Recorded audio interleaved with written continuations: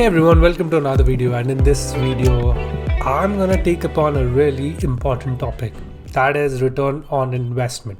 I made a video not that long ago about how much money per hour you spend if you're at a US university. And just like me, everyone else was baffled at how much money we pay and how less concentration we spend while attending these classes. I thought, why not go deeper and talk about how much return on investment you're gonna get once you finish your master's in the United States. Personally, I think that there's not enough talk about how you're going to pay back your loan, and there is more emphasis on, hey, did you get an admit yet?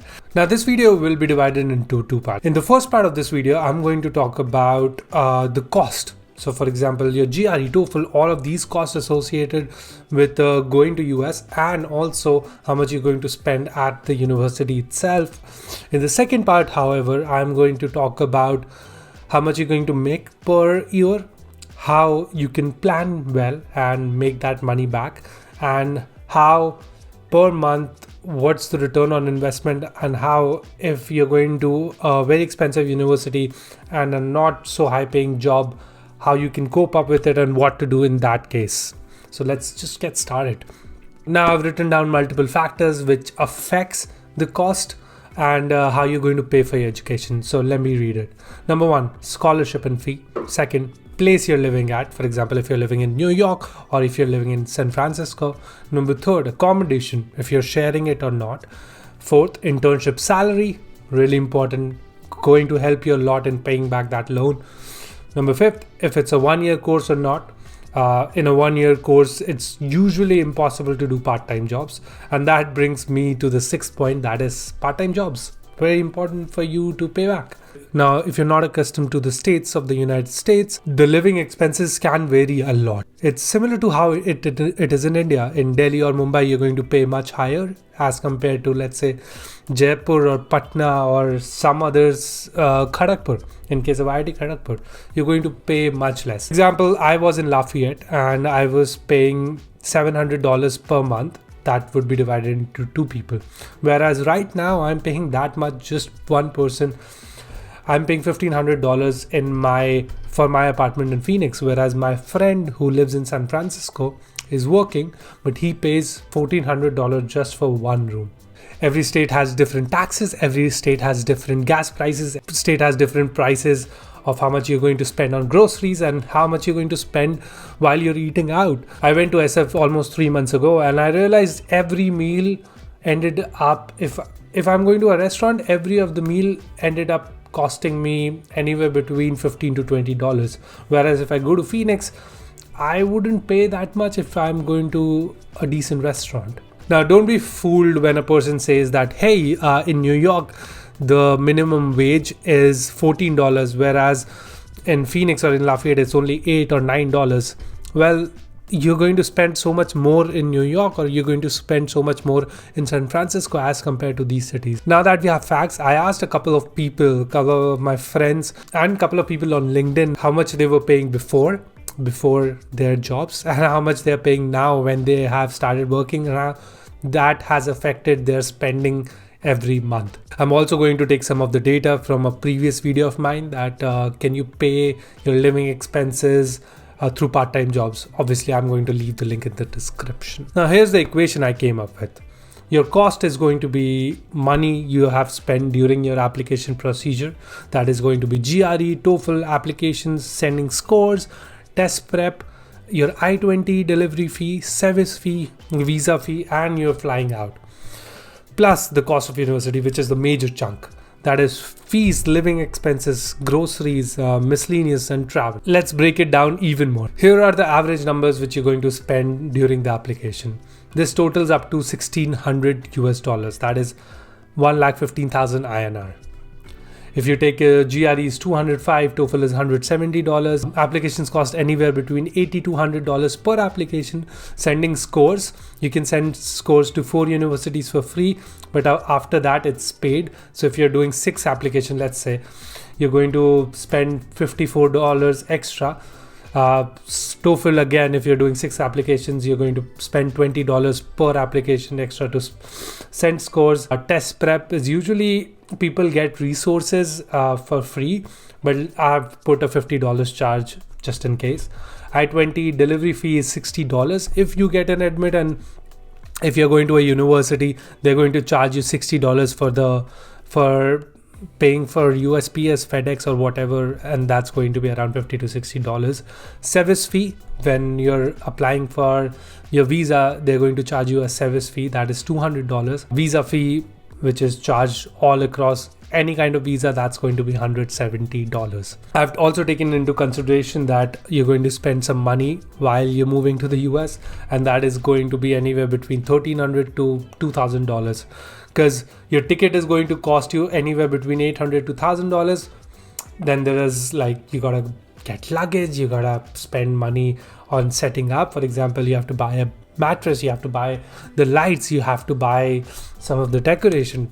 You don't really need that, but yes, you have to spend some extra money, and then you have to set up your house, so you might have to buy plates. In these cases, living with a lot of people makes sense, and it's cheaper because everything's going to get divided among the people. More the number of students, more the less you're paying. So I've taken that into consideration. That's like another 300, 400, 500 chunk of change. Now, this brings us into the second part of the equation, that is cost of the university. That is the major amount of money which you're going to spend, and that is going to give you nightmares and anxiety and even cause depression. Hey, I'm spending $50,000 and I'm not making money. How am I going to pay back that loan? What if recession comes? Let's talk about all of this. Let's get it out of there.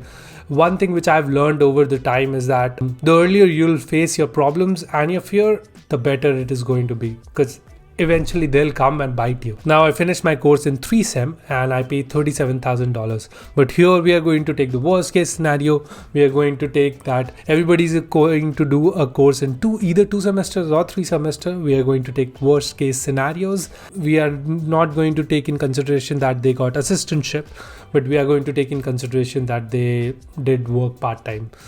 Here are the list of universities which I have taken into consideration, and here are their per sem fees. So Northeastern, it's going to cost you per semester $12,500, per year it's $25,000, 3 sem it's $25,000 plus $12,500. Columbia, for 3 semesters it's going to cost you $84,912. Stanford will cost you $55,902. Stevens is going to cost you $54,000 for 3 semesters. University of Florida is going to cost you $19,110. North Carolina State University is going to cost you $43,000. Georgia Tech, it's also going to cost you $43,000. University of Texas at Dallas is going to cost you $47,460. Purdue is going to cost you $45,000. Now that we have the fees, now let's talk about living expenses. So what I have here is the apartment cost of per person living in different of these universities. So for NU, my friend has been paying $700. His total rent was $2,250. They are sharing one bedroom apartment among 5 people. So this could be the case that 3 people are living in the bedroom and 2 people are living in the hall. That is common. Columbia, 6 people, 3 bedroom, $800 per person. Stanford is going to be 6 people, 2 bedroom, 3 people in 1 room. That is $400 per person. New Jersey, almost same as Stanford. Florida, Gainesville, they're paying for a 4 bedroom apartment. That's $1,290. North Carolina is $1,000 for 2 bedroom. Georgia Tech is $2,000 for 2 bedroom apartment. UTD, it varies because I asked Harsh Gosar, he was paying $720 just because he was living in a studio. But UTD is much similar to North Carolina, I would say $1,000 for a 2 bedroom apartment. Purdue, I was paying $800 for a whole apartment. That is $400 per room. Now, the utilities come around $30 to $60 per person, depending upon how many people you live. Wi-Fi is going to be anywhere between $12 to $20, $25 per person. And water and trash comes around to $10 to $20 per person. Groceries, it wouldn't matter where you are because it doesn't make that much difference. You might spend anywhere between $150 to $300, upper and lower limit. There are some people who like to spend more on groceries. There are some people who spend less on groceries, but they spend more on eating outside. So it could be anywhere between 200 to 300, and it's a really personal preference. Some of my friends have been working part-time as well, and they get food once or twice from their cafes or restaurants there. Now, I'm going to end the first part here. I talked about money spent during application procedure and how much you're going to spend in the US. That is the cost of universities, that's the living expenses, how much you're going to pay for apartment, and your groceries and your travel. So I'm going to end the first part here. In the second part, I'm going to talk about if you are going to one of these universities, how much you're going to pay, and if you have done one of the particular courses, let's say you have done business analytics or construction management in my case, or you have done computer science, how much you are going to make, upper limit and lower limit and all of that. Stay tuned for the second part, and I'm gonna see you soon. Thank you so much, and until then, I'll see you in the next one. Peace.